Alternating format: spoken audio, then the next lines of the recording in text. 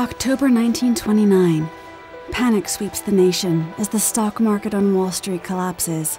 Soon, the entire country will be plunged into the Great Depression. Ripples from Wall Street's failure would overtake America's industry. Factories shut their doors, businesses folded, and the coal mines that were the economic backbone of Middle Tennessee would close forever. Thousands of local miners and textile mill workers were left without jobs. Families throughout the region looked to President Franklin Delano Roosevelt for hope. FDR knew what to do. His idea? The New Deal, an economic recovery plan costing nearly $1 billion. To help Americans get back on their feet, Roosevelt's New Deal created dozens of new government agencies.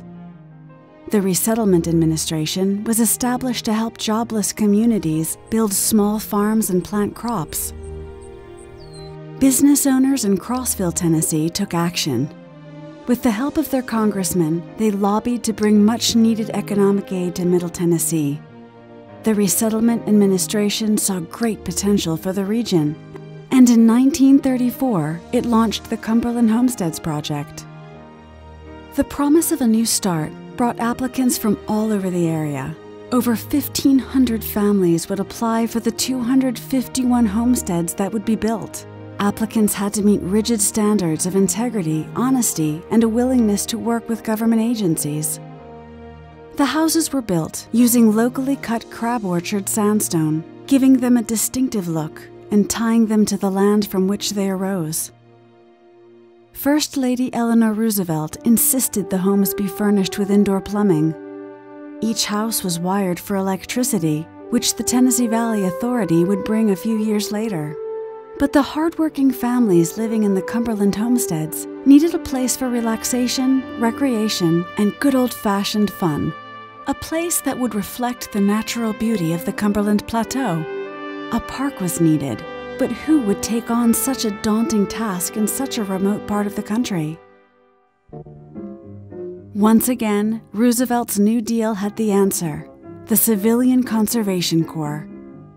The CCC employed young men and veterans, providing food, shelter, and a purpose to build a new infrastructure for America.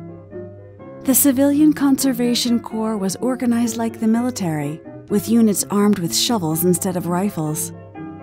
These civilian volunteers were led by Army commanders, fighting fires, planting trees, and building a nationwide system of parks. On May 25, 1935, members of the CCC's 3464th Company arrived near the Cumberland homesteads. Led by Captain Joseph Holland, the company faced an untamed land. The men got to work creating a base camp for the CCC's new enrollees. The camp would include barracks, a mess hall, a medical infirmary, and everything the workers would need for both comfort and entertainment. Dozens of enrollees from Cumberland County made their way to the new CCC camp. According to Army reports, the new recruits showed a willingness and an ability to work which was amazing. These Tennessee volunteers would be essential to the task at hand. Under the direction of the National Park Service, Cumberland Homestead State Park would be an enormous undertaking. It would occupy over 1,700 acres of forest land. And at the center of it all, a 30-acre lake, which would be created by damming Bird Creek.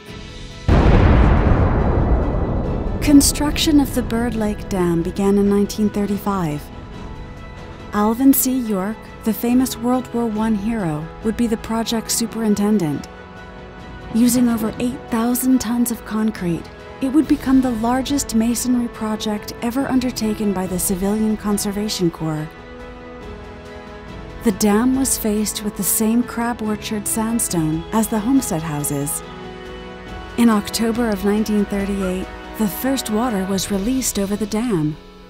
Bird Lake was complete and would become an ideal site for boating, fishing, and swimming. In 1938, the park was turned over to Tennessee, opening as Cumberland Mountain State Park on July 18, 1940. By 1941, The 3464th Company of the Civilian Conservation Corps had completed its work on the park, moving on to other projects and into America's memory. But the spirit of the CCC would live on in the permanent structures these young men created throughout the park. A grist mill, designed by Quakers, was built next to the dam to service local farms. The mill was never operational, but still stands as the Millhouse Lodge. A recreation lodge built by the CCC would provide a venue for music and included a restaurant. Bird Lake now had a beach where swimmers and sunbathers could enjoy the fresh mountain air. And in the post-World War II years, the good times would roll. A golden age of fun and recreation had dawned for Cumberland Mountain State Park. As decades passed, new generations of visitors would come to discover all the park had to offer. Its family-friendly atmosphere drew tourists from around the country.